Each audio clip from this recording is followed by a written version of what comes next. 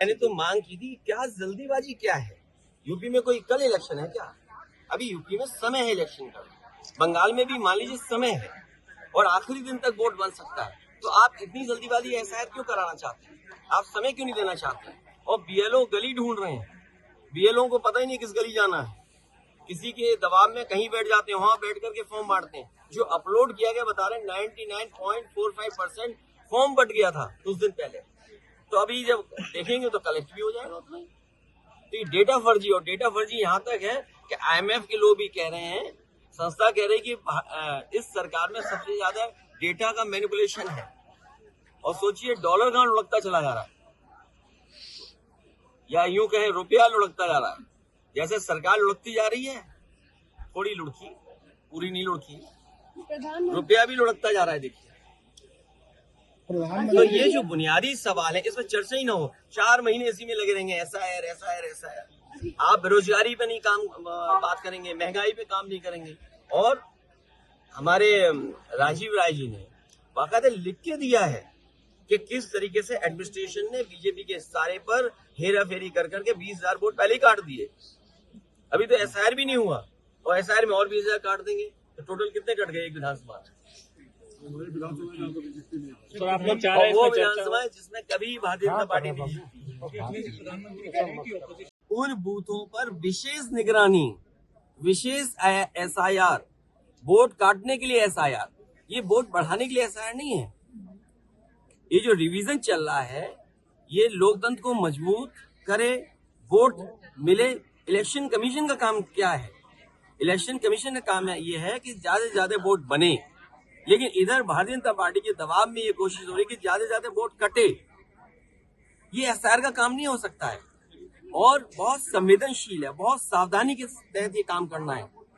जो बीएलओज हैं, बताया तो ये गया था कि उन्हें ट्रेनिंग दी जाएगी, उन्हें आज के हिसाब से जो कैसे उन्हें अपलोड करना है, कैसे फॉर्म भरना है, उस सब चीज की ट्रेनिंग दी जाएगी। लेकिन जमीनी हकीकत हम देखते हैं तो बहुत सारे बीएलओ फॉर्म नहीं भर पा रहे हैं, उन्हें दिक्कतें आ रही अपलोड करने के लिए।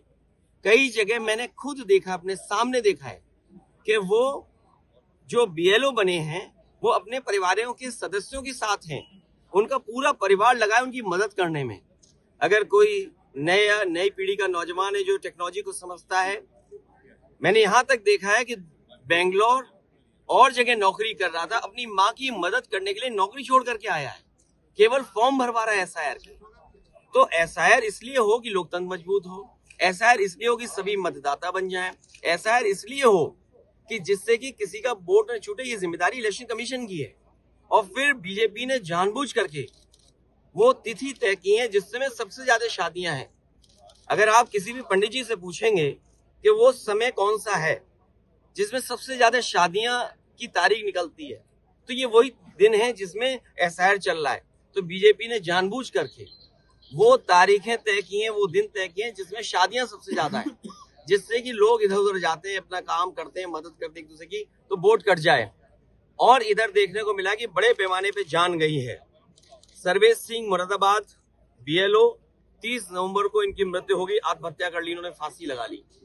सर्वेश कुमार गंगवार ड्यूटी के दौरान गिर करके, इतना प्रेशर था उनके ऊपर, फॉर्म भरिए, फॉर्म बांटिए और फॉर्म का काम करिए, अस्पताल में मौत हो गई। विजय कुमार वर्मा ब्रेन हेमरेज हुआ, इलाज के दौरान निधन हो गया। इस परिवार से मैं मिला हूं।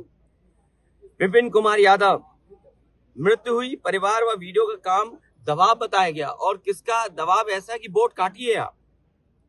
रंजू दुबे ड्यूटी के दौरान मृत्यु, परिवार के ने काम के दबाव का आरोप लगाया। बिजनौर में कार्डियक अरेस्ट, शाम में फॉर्म अपलोडिंग करने के बाद हालत बिगड़ी। तो सोच